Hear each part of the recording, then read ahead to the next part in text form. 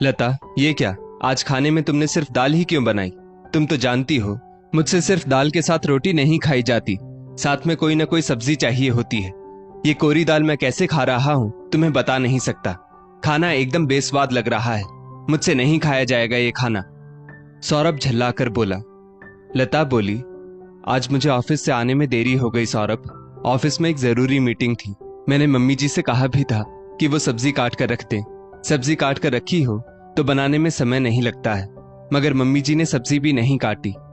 लता की सास माया जी बोली, अच्छा तो मैं अब मंदिर में भजन कीर्तन भी ना करूं। अगर सब्जी काटना आटा गूंथना ही करना था तो मैं तुम्हें ब्याह कर क्यों लाई हूं घर में। लता बोली, मम्मी जी प्रेरणा तो घर में ही थी ना, आप प्रेरणा से भी तो कह सकती थी कि वो सब्जी काट दे। लता की ननद प्रेरणा बोली, तुम सास बहू अपनी बातों में मुझे मत बीच में घसीटो, मुझे और भी ढेरों काम है। मुझसे ये सब्जी काटना और खाना बनाने की उम्मीद मत रखो, मुझे पढ़ाई करनी होती है। इतने में लता का पति सौरभ बोला, लता 2 टाइम का खाना बनाना होता है तुम्हें बस, और वो भी तुमसे ठीक से नहीं होता। बाकी सारे कामों के लिए तो वैसे भी मेड लगी हुई है, कम से कम खाना तो घर वालों को ढंग का दिया करो।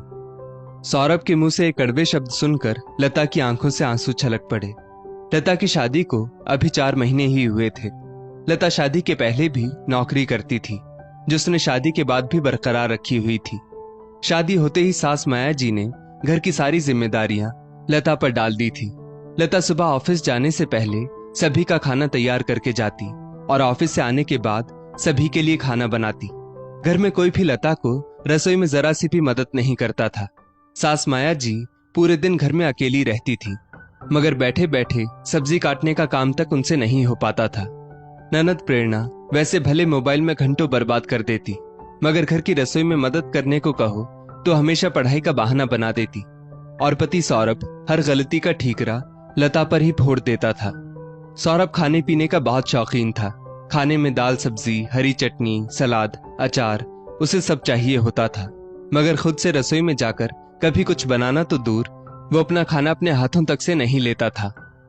सभी कामों के लिए लता को आवाज लगाता। कभी एक गिलास पानी भी चाहिए होता तो लता से ही लाने को कहता। लता भी ऑफिस से आकर थक जाती थी, फिर भी पूरे परिवार का खाना बनाती। रसोई में अगर कुछ भी सामान खत्म होता तो उस सामान को लाने की जिम्मेदारी भी लता की ही होती। अब लता भी थकने लगी थी। कभी ऑफिस की मीटिंग से घर आने में देरी हो जाती तो कभी समय पर रिक्शा नहीं मिल पाता था। ऐसे में थक हार कर घर आकर उसे खाना बनाना होता था, और उसमें भी सौरभ को पूरा खाना चाहिए होता था, जो लता से अकेले बन पाना संभव नहीं था।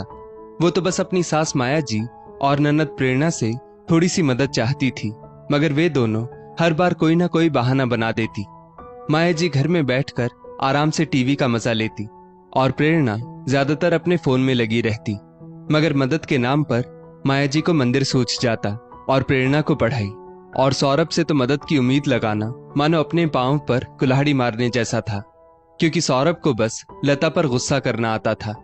पूरे परिवार के सामने ही सौरभ लता को हर बार सुना देता, जिस वजह से लता और भी उदास हो जाती। आज भी लता अपने कमरे में आकर रो पड़ी। रात को अचानक 3 बजे लता के पेट में दर्द होने लगा। लता दर्द से करहाने लगी तो सौरभ की नींद खुली। सौरभ बोला, अब क्या हो गया तुम्हें? रात को तो चैन से सोने दिया करो। लता बोली, सौरभ मेरे पेट में तेज दर्द हो रहा है, मेरे लिए 1 गिलास नींबू पानी बना दो, दर्द के कारण मुझसे उठा तक नहीं जा रहा है। सौरभ गुस्से में बड़बड़ करते हुए रसोई में गया और नींबू पानी लाकर लता के हाथ में पकड़ा दिया और बोला, अब मुझे उठाना मत, कल सुबह ऑफिस भी जाना है। नींबू पानी से पेट दर्द ठीक ना हो तो कल डॉक्टर को दिखाना। तुम्हें भी तो कल ऑफिस जाना है, इसलिए अब चुप करके सो जाओ। सौरभ ये बोलकर सो गया। लता एकटक सौरभ की तरफ देखती रह गई, क्योंकि सौरभ की तबीयत खराब होने पर लता खड़ी की खड़ी रह जाती थी।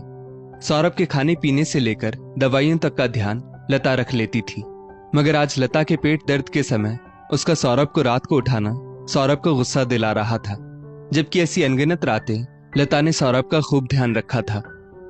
अब लता के पेट में तो आराम था, मगर उसका दिल बेचैन हो उठा था, मानो उसे अपने अस्तित्व पर ही शक होने लगा था कि आखिर उसकी इज्जत क्या है इस घर में और इन घर वालों के लिए। क्या वो घर वालों के लिए सिर्फ एक चलती फिरती मशीन बनकर रह गई थी? वो मशीन जो कभी बिगड़ नहीं सकती या खराब नहीं हो सकती, या जो खराब हो भी जाए तो किसी को कोई फर्क नहीं पड़ेगा। दूसरे दिन लता सुबह अपने रोज के समय पर उठ गई और फिर उसने जल्दी जल्दी सभी का खाना बनाया और ऑफिस के लिए तैयारी करके ऑफिस निकल पड़ी। सौरभ ने तो सुबह उठकर लता से ये तक नहीं पूछा था कि अब उसकी तबीयत कैसी है।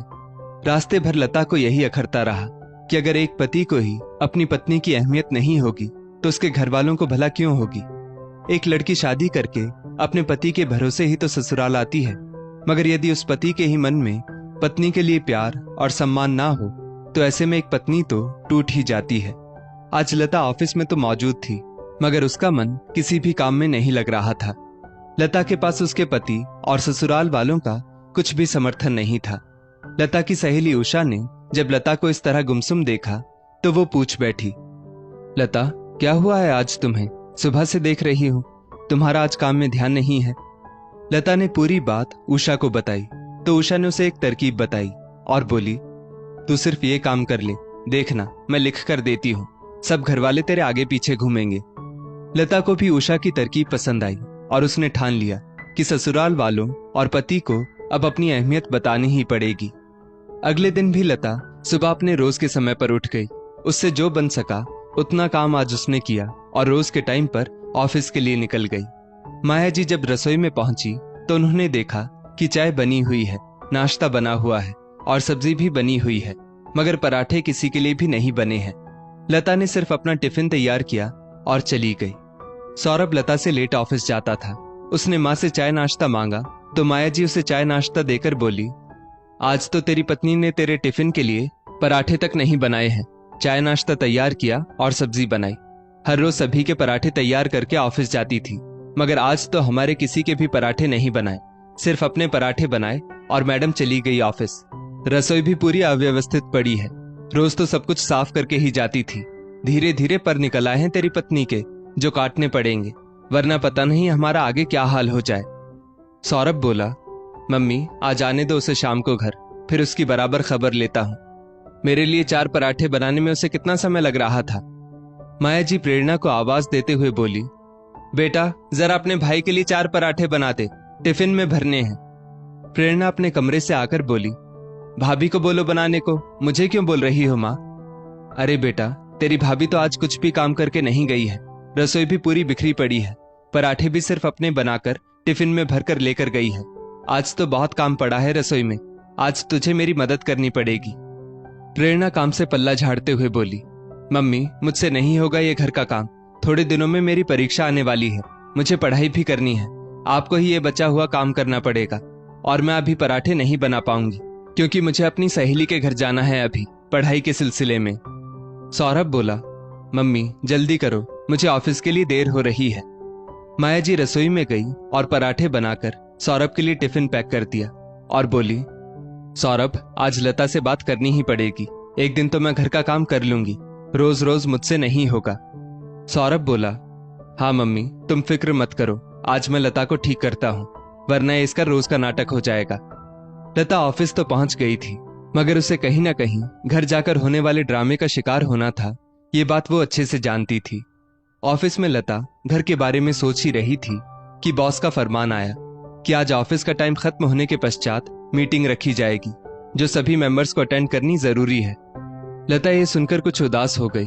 जब उषा ने उससे पूछा तो लता बोली, उषा तूने जैसा कहा था वैसा मैं कर तो आई हूँ, मगर अब मुझे बहुत डर लग रहा है, क्योंकि जब मैं घर जाऊंगी तो सौरभ और मम्मी जी ना जाने मुझे कितना सुनाएंगे, और ऊपर से ऑफिस की मीटिंग, जिसकी वजह से मुझे वैसे ही घर जाने में भी देरी होगी। मम्मी जी तो अभी सुबह का बचा कुचा काम करके ही गुस्सा हो गई होंगी, और जब उन्हें शाम को भी समय पर खाना नहीं मिलेगा तो वो आज शेरनी की तरह दहाड़ लगाएंगी, और ऊपर से उन्होंने सुबह सौरभ को भी मेरे खिलाफ भड़काया होगा, वो अलग। आज तो घर जाकर मेरी खैर नहीं। उषा बोली, लता तेरा ये डर ही तो तेरी कमजोरी का कारण बन गया है, जब तक तू डरती रहेगी तुझे डराया जाता रहेगा। लता अपनी खुशियों को हमको खुद ही तलाशना होता है, कोई नहीं कहेगा बैठो आराम करो, तुम्हें अपने सम्मान के लिए खुद ही लड़ना होगा, तभी तुम्हें तुम्हारा सम्मान वापस मिलेगा। लता ने भी अब ठान लिया था कि वो अपनी खुशियों की चाबी हासिल करके ही दम लेगी। शाम को जब सौरभ ऑफिस से घर आया तो उसने देखा लता अब तक ऑफिस से नहीं आई थी। माया जी सौरभ को देखते ही बोली, आज तो पता नहीं शाम का खाना भी शायद ही नसीब में है। सौरभ, मेरा खाने का समय हो गया है, मगर लता अब तक ऑफिस से नहीं आई। सौरभ वैसे भी लता पर सुबह से ही भड़का हुआ था। उसने जेब से मोबाइल निकाला और लता को फोन किया। ऑफिस की मीटिंग में होने की वजह से लता ने फोन काट दिया। सौरभ ने दूसरी बार फिर फोन किया। वापस लता ने फोन काट दिया। अब सौरभ का पारा 7वें आसमान पर था। वो टकटकी लगाए लता की राह देखने लगा। सौरभ बोला, मम्मी, प्रेरणा कहाँ है? माया जी बोली, बेटा, सुबह बताया था ना उसने, वो पढ़ाई करने सहेली के घर गई है, वो भी देरी से लौटेगी। माया जी टीवी देखने में व्यस्त हो गई। सौरभ बोला, मम्मी, एक कप चाय मिल जाती तो। माया जी जबरन चाय बनाने उठी। बेटे के सामने मना करती तो बेटा सोचता, बीवी तो बीवी, माँ भी कम नहीं है। यही सोचकर उन्हें चाय बनानी पड़ी। सौरभ गुस्से में आग बबूला हो चुका था। वो चाय पीकर बस अपना गुस्सा कंट्रोल करना चाहता था ताकि इसे लता के लिए बचा सके। लता जैसे ही ऑफिस से घर पहुंची, सौरभ उसे देखकर झल्ला उठा और बोला, सुबह तो सुबह, आज शाम को भी महारानी को घर का कुछ काम नहीं करना था तो देरी से आई है। ऊपर से मेरे 2 बार फोन करने पर भी फोन काट दिया। तुम अपने आप को समझती क्या हो? माया जी बोली, बहुत पर निकल आए हैं तेरे लता। सुबह भी रसोई ऐसे ही बिखरी हुई पड़ी थी जो मैंने समेटी, और शाम के खाने का अब तक कोई ठिकाना नहीं है। तुझे तो पता है मुझे शाम का खाना समय पर चाहिए। पहले तो सुबह और शाम दोनों समय का खाना सुबह ही बनाकर जाती थी, मगर आज तो हद ही कर दी तुमने। 4 महीने ही तो हुए हैं अभी तुम्हारी शादी को, और हमको अभी से तेवर दिखाने लग गई। पूछो मेरे बेटे सौरभ से, तुम्हारे आने से पहले कितना ख्याल रखती थी मैं इसका। कभी अकेली दाल के साथ रोटी नहीं खाई मेरे बेटे ने। हमेशा सलाद, सब्जी, पापड़, दाल सब कुछ थाली में रहता था। मगर तुम्हारे आने के बाद मेरा बेटा भी दिन ब दिन सूखता जा रहा है। लता बोली, वाह मम्मी जी वाह। 4 महीने पहले जिस बेटे का आप इतना ख्याल रखती थी, मेरी शादी के बाद उसी बेटे के लिए 1 कप चाय तक नहीं बनाई जाती आपसे। ऐसा क्या हो गया अचानक मेरी शादी के बाद? मैं भी तो नौकरी करती हूँ, मैं भी दिन भर थक जाती हूँ, मगर पूरे घर का काम मुझ पर ऐसे थोपा जाता है जैसे मैं इस घर की नौकरानी हूँ। मम्मी जी, मैं इस घर की बहू हूँ, नौकरानी नहीं। प्रेरणा और आप पूरा दिन घर में रहकर भी घर का कुछ भी काम नहीं करते, और मैं बाहर कमाने भी जाऊं और घर भी संभालूं। मुझसे सभी अपेक्षाएं रखते हैं। सौरभ, कल से मैं नौकरी पर नहीं जाऊंगी ताकि तुम्हारी थाली में दाल, सब्जी, सलाद, पापड़ सब परोस पाऊं। कम से कम मुझे रोज रोज के इन तानों का शिकार तो नहीं होना पड़ेगा। आप सब यही चाहते हो कि मैं घर में 2 वक्त का खाना बनाऊं, तो मैं कल से ही नौकरी छोड़ने को तैयार हूं। वैसे भी नौकरी करके भी मेरी क्या ही कदर रह गई इस घर में। सौरभ लता की ये बात सुनकर डर गया, क्योंकि अभी अभी तो सौरभ ने इतनी बड़ी गाड़ी खरीदी थी जिसकी EMI लता की सैलरी में से कटती थी। प्रेरणा भी घर के दरवाजे पर खड़ी सब कुछ सुन चुकी थी। जिस कार में सभी लोग बड़े ठाठ से घूमने जाते थे, उस कार की EMI लता भर रही है, ये घर के सभी लोग जानते थे। सौरभ बोला, नौकरी छोड़ने की बात कहां से आ गई? यहाँ तो सिर्फ घर के काम के बारे में बात चल रही है। हाँ सौरभ, मुझसे घर और ऑफिस साथ में मैनेज नहीं होगा। अगर तुम चाहते हो कि मैं अपना ऑफिस इसी तरह करती रहूं, तो घर के कामों में मम्मी जी और प्रेरणा को मेरी मदद करनी पड़ेगी, वरना मैं कमाना छोड़कर घर पर ही बैठ जाऊंगी। सौरभ बोला, मुझे माफ कर दो लता, अब आगे से मैं कभी नहीं कहूंगा कि मुझे दाल और सब्जी दोनों चीजें खाने में चाहिए।